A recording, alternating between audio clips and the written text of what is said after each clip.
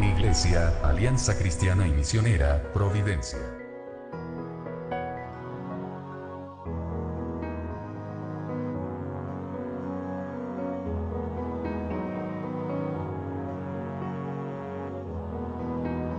Les esperamos en Avenida General Bustamante 60, Providencia. Síguenos en Así Providencia.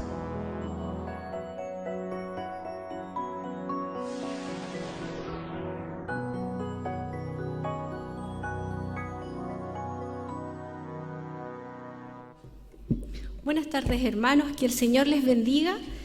Les voy a pedir que abran o enciendan sus Biblias en Marcos 3 y 4, lo mantengan ahí abierto, porque vamos a reflexionar en forma un poco más lejana acerca de cómo el escritor está formando este evangelio, que también nos está diciendo con los diferentes relatos. Vamos a poder estar ahí analizando. Voy a leer del versículo 1 al 6 del capítulo 3 del Evangelio de Marcos. Dice: otra vez entró Jesús en la sinagoga y había allí un hombre que tenía seca una mano, y le acechaban para ver si el día de reposo le sanaría, a fin de poderle acusar. Entonces dijo al hombre que tenía la mano seca: levántate y ponte en medio. Y les dijo: ¿es lícito en los días de reposo hacer bien o hacer mal, salvar la vida o quitarla? Pero ellos callaban. Entonces, mirándolos alrededor con enojo, entristecido por la dureza de sus corazones, dijo al hombre: extiende tu mano. Y él la extendió, y la mano le fue restaurada sana. Y salidos los fariseos, tomaron consejo con los herodianos contra él para destruirle. Oremos. Señor, te damos muchas gracias por poder tener este tiempo de reflexión juntos. Gracias por tener tu palabra, gracias por tenerla en nuestro idioma. Señor, gracias por todo lo que tú nos ayudas y nos sustentas, Señor, con ella. Señor, permite que en esta reflexión tu Espíritu nos guíe a toda verdad. Señor, que ella esté guardando nuestras vidas, pero también, Señor, sacando y cambiando y transformando nuestra vida, nuestra forma de ser, Señor. Es a través de la lectura de tu palabra, de la comprensión de lo que tú haces, Señor, hace tanto tiempo y lo sigues haciendo, es que podemos seguir siendo tus hijos y seguir siendo transformados, Señor, con tu poder. Muchas gracias, Padre, en el nombre de Jesús. Amén. Al comienzo de mi vida cristiana, hace muchos años atrás, pensaba: ¿por qué no nací en el tiempo de Jesús? Debe haber sido muy bonito el estar frente a frente a Jesús, escuchar sus enseñanzas y pasar un tiempo con Él, al lado de Él. Hubiera sido un momento bueno. Al pasar los años, pienso que no hubiera sido tan bueno. Conociéndome, ya con el tiempo, uno se va conociendo con la forma de ser, con mi carácter y con mis ideas y mis enseñanzas. No sé si habría podido reconocer a Jesús como el Hijo de Dios. No sé si lo hubiera podido entender sus enseñanzas. Entonces, no creo que sería tan maravilloso haber estado en ese tiempo. Y le di gracias a Dios por vivir y estar en el siglo XX, nacer en el siglo XX y vivir en el siglo XXI. Dar gracias a Jesús porque Él nos ayuda y nos muestra quién es Él a través de su palabra, a través de las Escrituras. Es lo que también encierra un poco lo que piensa y lo que pensó tal vez el escritor de Marcos al escribir este libro. Él quiere mostrarnos quién es Jesús. en los diferentes relatos, en las diferentes historias que hay en el Evangelio, Él quiere decirnos quién era Jesús en ese tiempo y quién es Jesús ahora. Este Evangelio es uno de los más antiguos escritos, es el primero, pero también es más corto, es lleno de acción y va muy rápido en la lectura. El capítulo 3 comienza con algo como que una historia inconclusa, como ¿por qué dice otra vez Jesús?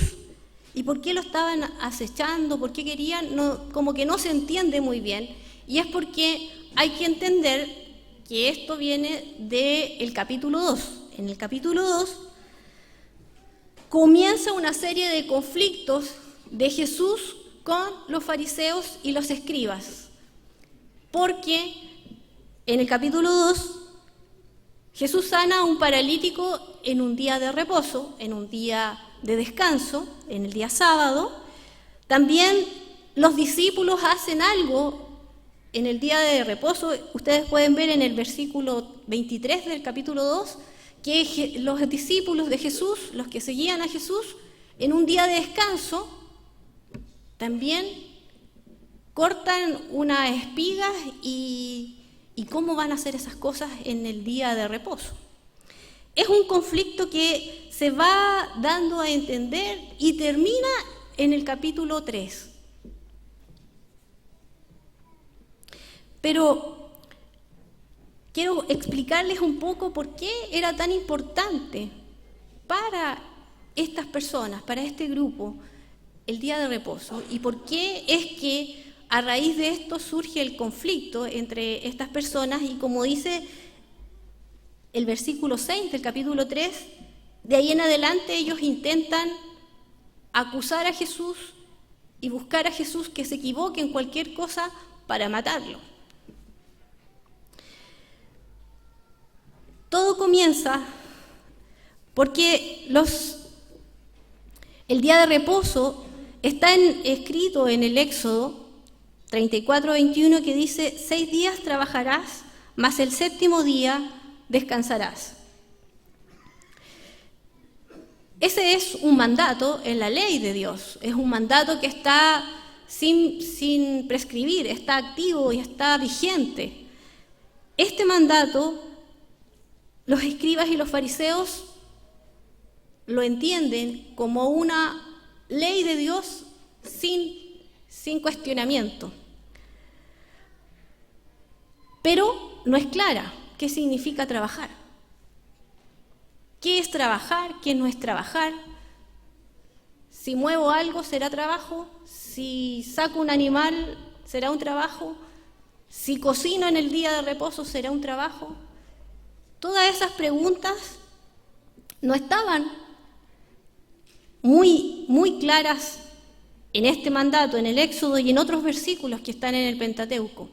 Es así como los escribas comienzan a estudiar la Torá. Los 5 primeros libros que nosotros tenemos, como el Pentateuco, ellos los empiezan a estudiar y empiezan a buscar e investigar qué quiere decir esto. Y a raíz de eso empiezan a encontrar y a entender que había ciertas cosas que significaba el día de descanso.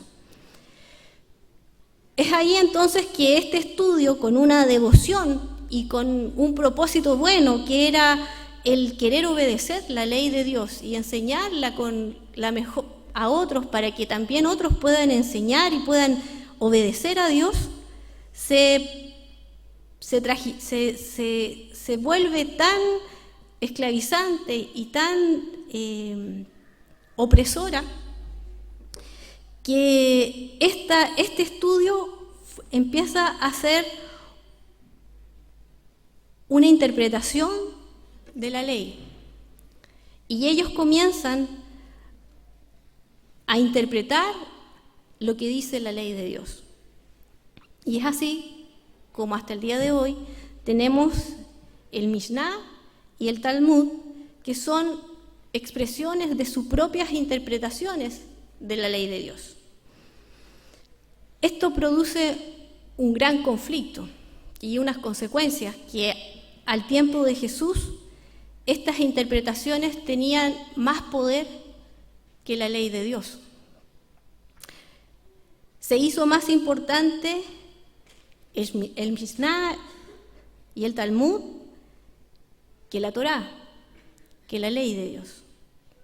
Los escribas se estaban preocupando más de detalles minuciosos de la ley y perdieron de vista lo principal de la ley. Y en estos versículos que leí y en los otros del capítulo 2 nos damos cuenta que con estos detalles logran desenfocar su mirada y no reconocen a Jesús, el Hijo de Dios. Jesús termina diciendo en el capítulo 2 que Él tiene autoridad sobre el día de reposo. Él tiene toda autoridad, por lo tanto el día de reposo se ha hecho para la humanidad, pero Él está por sobre el día de reposo. Los discípulos tampoco se amoldaban o tenían una identidad como los otros discípulos de la época. Y en un momento tuvieron hambre y comieron y arrancaron unas espigas del campo. Y para ellos, el arrancar las espigas del campo ya habían transgredido el día de reposo, la ley, porque el accionar de cegar, ellos estaban cegando, pero era por un propósito que era el comer.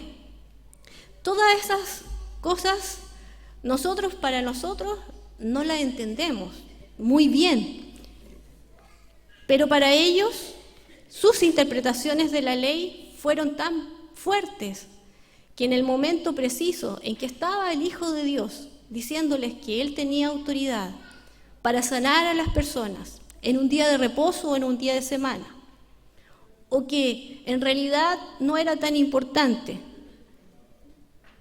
el ayunar porque ahora estaban con Él el novio, o que si tenían hambre en un día de reposo, como es el caso de los discípulos, podían cegar porque no estaban trabajando.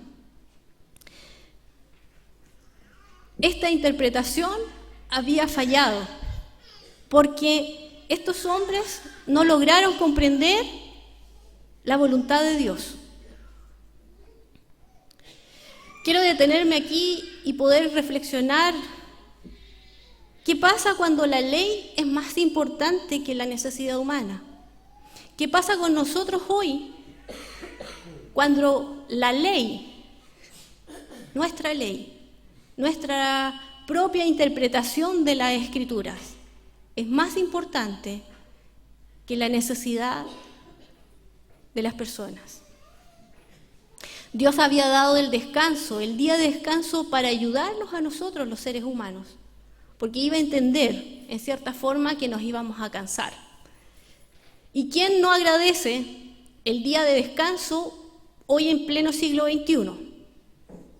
Después de una semana de mucho trabajo, de mucho esfuerzo y de muchos viajes de ida y vuelta, un día de descanso es bueno, ¿cierto? ¿O no? Parece que no. Pero sí, y Dios había pensado en eso. Y Dios también pensó que sería bueno que en ese momento, ese día, pudiera tal vez ser el día que nosotros también pudiéramos dar gracias a Dios. Si en 6 días trabajamos, el 7º día lo descansamos. Y el 7º día también nos ayuda a reconocer que sin la ayuda de Dios, durante los 6 días, no hubiéramos podido hacer nada. Y damos gracias a Dios, y lo consagramos y glorificamos a Dios. En día domingo, o como hoy en día, hay veces que no, el día libre no les toca o no nos toca a todos el domingo. Hay veces que hay personas que tienen a mitad de semana un día de descanso. Pero es un día de descanso y podemos dar gracias a Dios en ese día. y consagrarlo también. A veces también nuestra ley es, pero es que si no estoy el domingo en mi día de descanso y no lo consagro, ¿qué va a pasar si lo tengo que trabajar?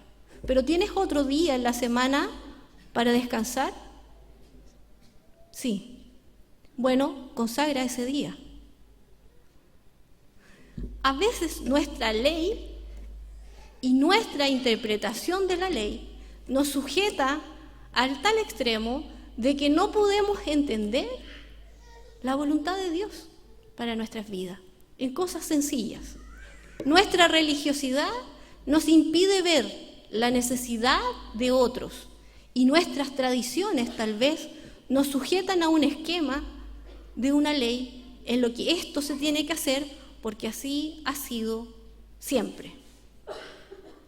Pero es una interpretación de algunas personas.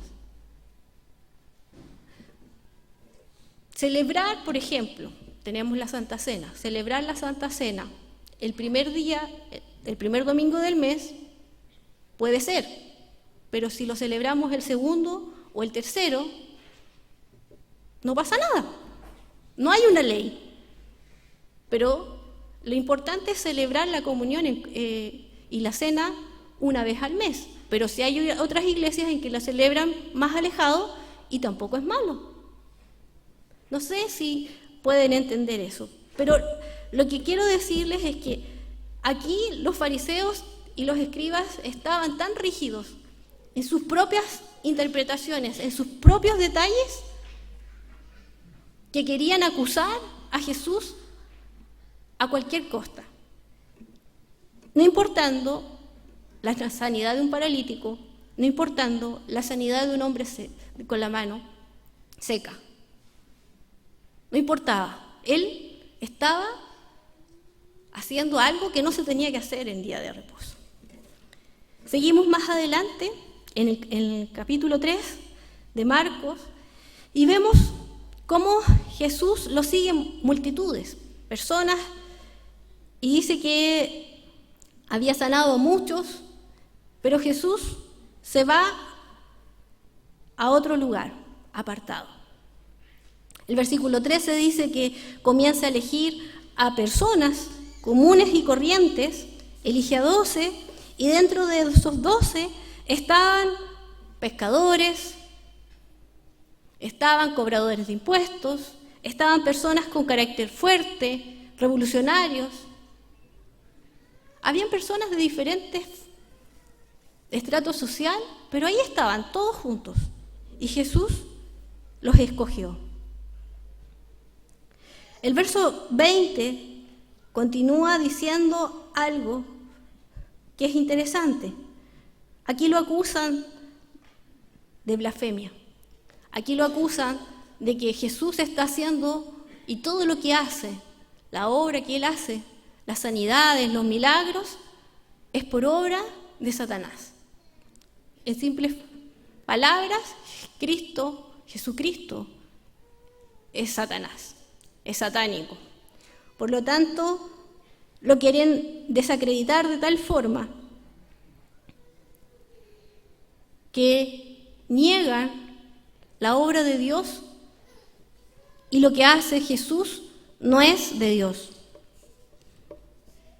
Fíjense lo importante aquí, cómo Jesús argumenta su defensa.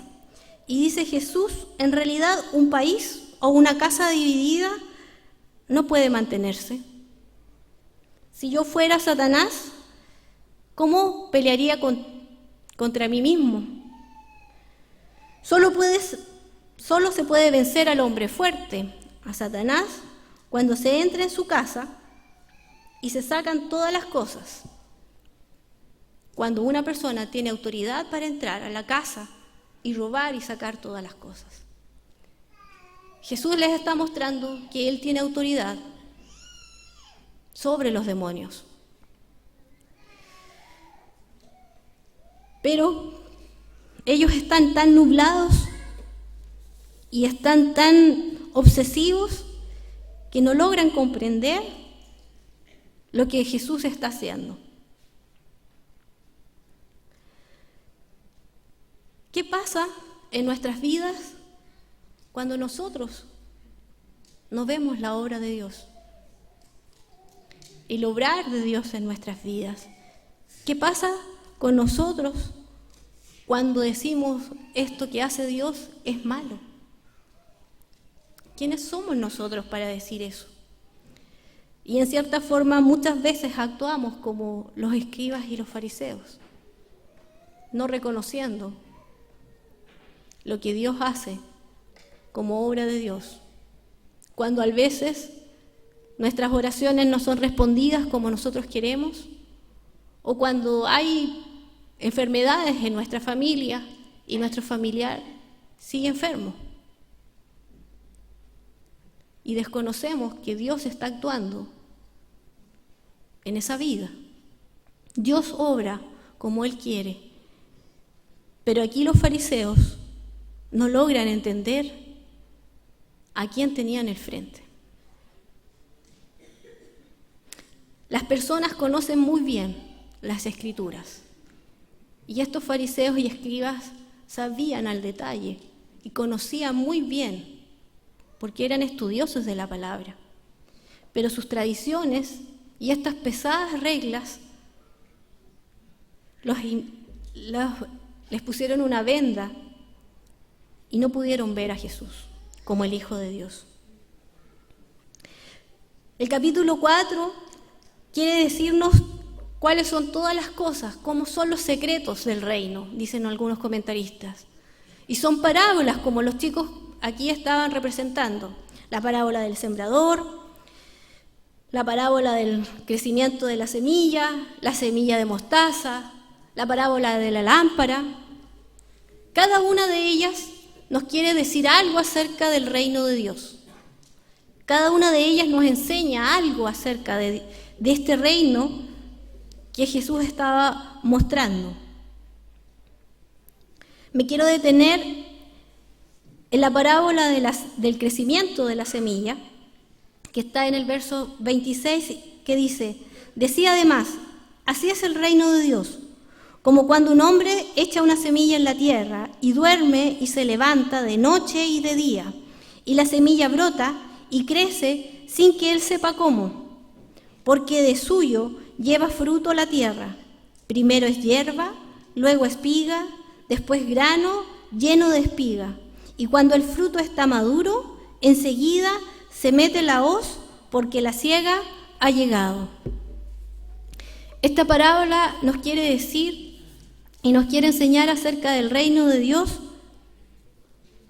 como el crecimiento. ¿Alguien se da cuenta de cómo crecen las semillas? Ahora con la tecnología y tal vez en el internet nosotros podemos buscar y en un video resumido muy rápidamente nos muestra cómo una semilla es echada en la tierra y después de un tiempo podemos ver la planta o la flor o el árbol ya crecido.